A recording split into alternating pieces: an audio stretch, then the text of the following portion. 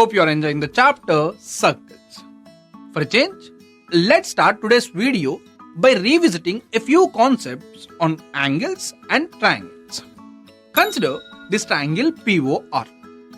Now, how do you name this highlighted angle? It's the angle POR. We can call it in other way as well. That is the angle ROP. There is another way of representing it as well.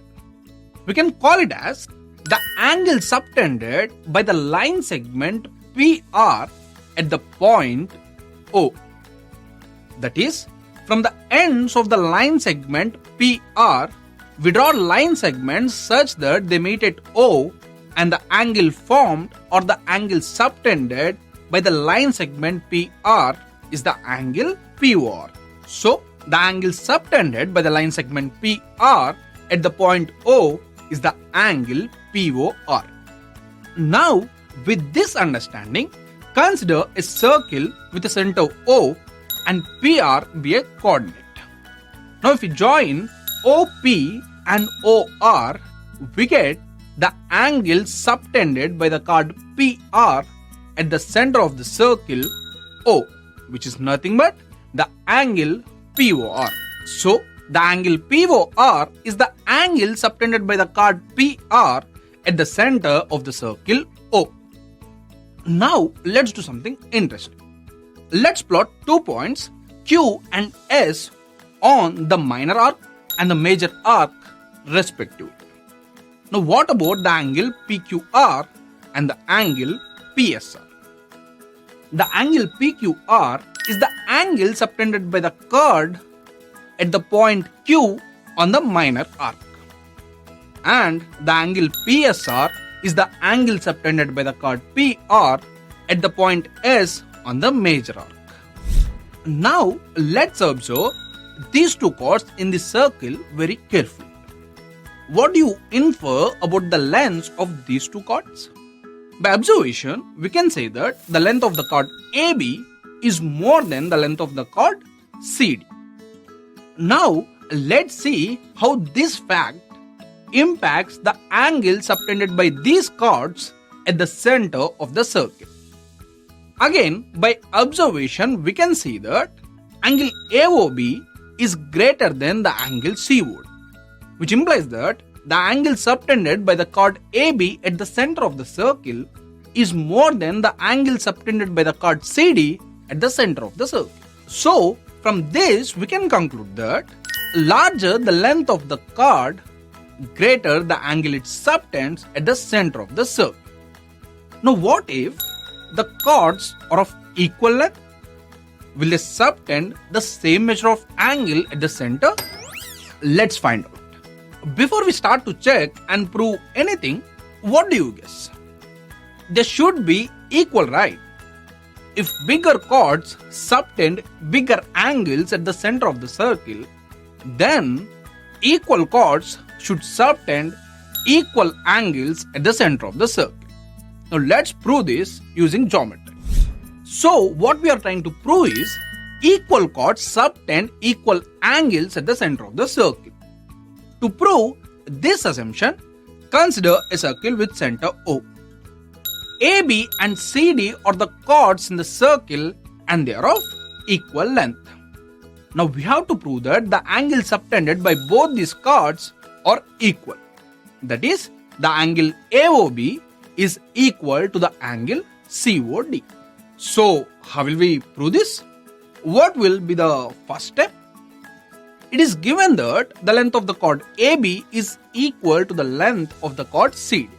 So, AB equal to CD.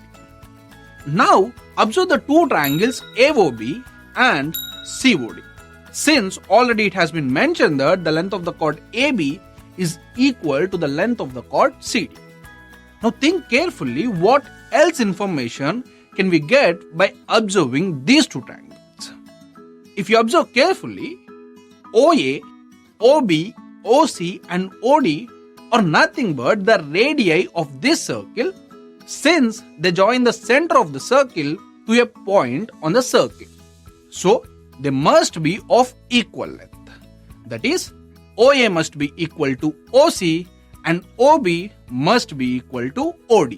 So, what we can observe is that the corresponding sides of both these triangles are equal, which implies that both these triangles are congruent by SSS criteria. If both these triangles are congruent, then the corresponding angles must be equal as well. So, we can conclude that the angle AOB is equal to the angle COD, which implies that the angles subtended by the equal chords will be the same.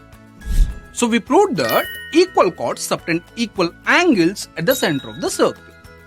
That is, if PQ, QR, RS, SP are the equal chords in this circle, then the angles POQ, QOR, ROS and SOP will be equal, since they are the angles subtended by the equal chords at the center of this circle. Now, the same thing will not work out if the chords are in different circles. That is, let's say there are two circles and AB and CD are the chords of equal length. But the angle AOB will not be equal to the angle CMD, although the chords are of equal length, because the chords are in the different circles. So, this theorem will work if and only if the chords are of equal length and they must be in the same circle. So, equal chords subtend equal angles at the center of the circle.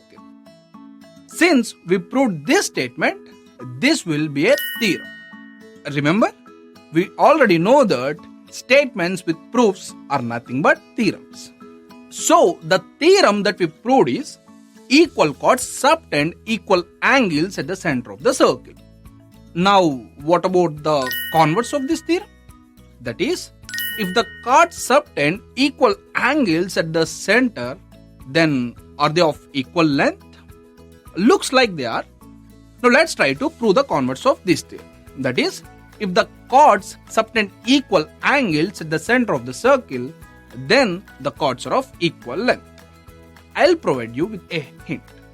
In proving this theorem as well, you have to make use of congruencies. So pause your screen and try to prove this theorem. Done with the proof? Let's see if you have done it correctly. So here is a circle with the center O. AB and CD are chords in that circle and they subtend equal angles at the center. That is, angle AOB is equal to the angle COD. Now we have to prove that the chords are of equal length. That is, we have to prove that the length of AB is equal to the length of CD. Again, consider the triangles AOB and COD. OA will be equal to OC and OB will be equal to OD, since they are the radii in this circle. Now it is given that angle AOB is equal to angle COD. So the corresponding sides and the angle included between them are equal, which implies that by SAS congruency, both these triangles, that is the triangle AOB and the triangle COD, are congruent. Since these two triangles are congruent, their corresponding sides will be equal, which implies that AB will be equal to CD. That's it. We proved that the length of these two chords are equal. That is, if chords subtend equal angles at the center of the circle, then the chords are of equal length. So friends, we proved that equal chords subtend equal angles at the center of the circle. And if the chords subtend equal angles at the center of the circle, then the chords are of equal length. In proving these two theorems, we made use of congruent triangles. And this concept will be used throughout this chapter in proving many such theorems. So, make your concepts clear on these concepts of congruent triangles. So friends, that's all for today. In our next video, we will study some more interesting theorems. As of now, let's summarize before we end our video. The angle subtended by the line segment PR at the point O is the angle POR. If two triangles are congruent, then their corresponding sides and corresponding angles must be equal. Equal chords subtend equal angles at the center of the circle. If the chords subtend equal angles at the center of the circle, then the chords are equal.